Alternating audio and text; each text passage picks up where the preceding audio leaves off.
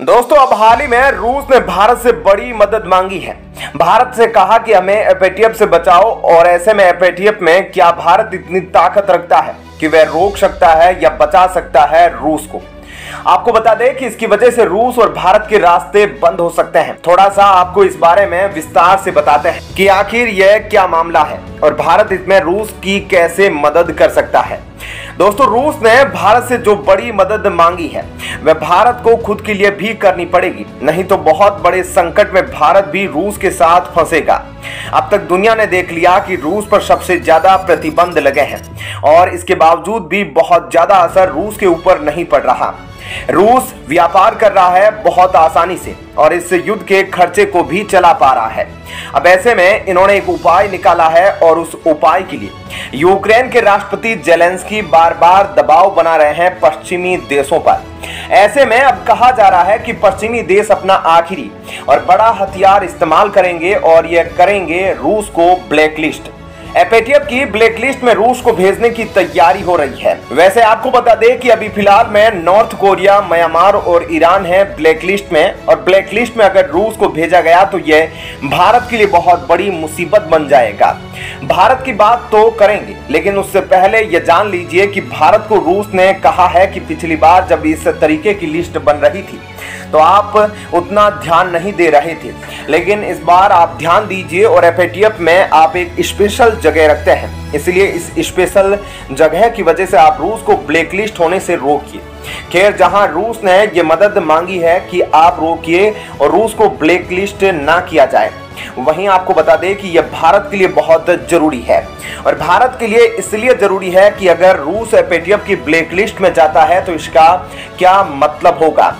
इसका मतलब यह होगा कि भारत के साथ भी व्यापार बंद हो जाएंगे, जैसे कि रोज लेफ्ट और नायराक इमेजी के बीच जो कॉन्ट्रैक्ट है वह खत्म हो जाएगा। रूस हथियार और मिलिट्री इक्विपमेंट्स भारत को बेच नहीं पाएगा। रूस जो ज्वाइंट कई प्रोजेक्ट्स कर रहा है एरो इंडिया शो में, उसने कई तरह के ऐलान किए हैं, वह नहीं हो पाएगा।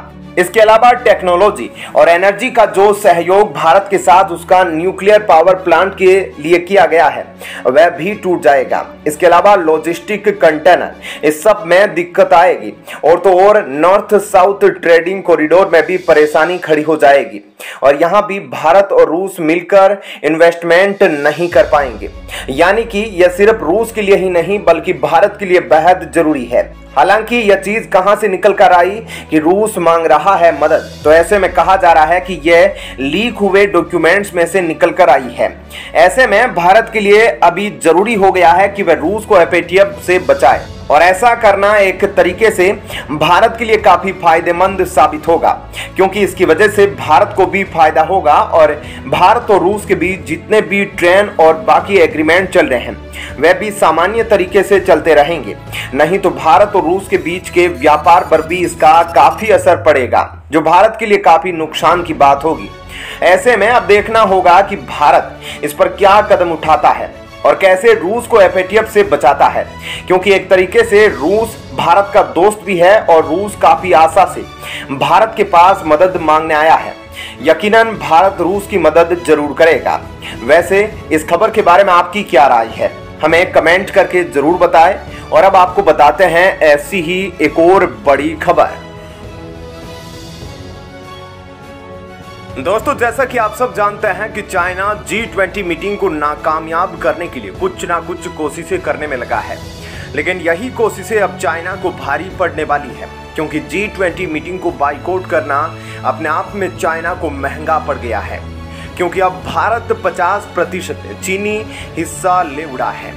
क्या है पूरी खबर और भारत ने आखिर ऐसा क्या किया है जिसने चाइना को हैरान करके रख दिया, इन सब बातों के बारे में अब आपको थोड़ा विस्तार से इस वीडियो में बताते हैं। दोस्तों हाल ही में एक बड़ी खबर निकल कर आई है कि भारत एक बहुत बड़ी डील करने वाला है जिससे चाइना को झटका लग सकता है। आप सभी जानते हैं भारत अपने ऑयल डिमांड को पूरा करने के लिए अपने रिसोर्सेज को डाइवर्सिफाई कर रहा है और इसी डाइवर्सिफिकेशन के चलते भारत की दो बड़ी जो ऑयल ज्वाइंट है ONGC और ऑयल इंडिया लिमिटेड ने फैसला किया है कि वह कीनिया की स्ट्रेटेजिक ऑयल फील्ड का 50% स्टेक लेने वाला है। हालांकि इस डील को करना इतना आसान नहीं होगा क्योंकि चाइना की नजरें भी इसी पर गड़ी हुई है। अगर भारत इस डील को हासिल करने में कामयाब होता है तो यह चाइना की बहुत बड़ी बेइज्जती होगी, जिस वजह से चाइना हर मुमकिन कोशिश कर रहा है कि किसी तरीके से कीनिया की यह डील भारत के हाथों से निकल जाए। इस डील को समझने के लिए सबसे पहले कीनिया जो अपने 50% स्टॉक्स को बेच रहा है, इसकी थोड़ी स्टोरी समझ लेते हैं। दरअसल इस ऑयल कंपनी के 50% स्टेक तो इस कंपनी के पास ही है और बाकी 25% स्टेक अफ्रीका ऑयल कॉरपोरेशन के पास है और बचा हुआ 25% टोटल एनर्जीज के पास है। और कुछ ही वक्त पहले इन तीनों कंपनियों ने अनाउंस किया है कि वे अपना टोटल 50% स्टेक बेचना चाहते हैं, यानी कि अफ्रीकन ऑयल कंपनी और टोटल एनर्जी अपने अपने 12.5% और दूसरी ऑयल कंपनी अपना 25% स्टेक बेचना चाहती है, जो कि कुल मिलाकर 50% बनता है। और इसी डील में काफी ज्यादा इंटरेस्टिंग नजर आ रहा है भारत।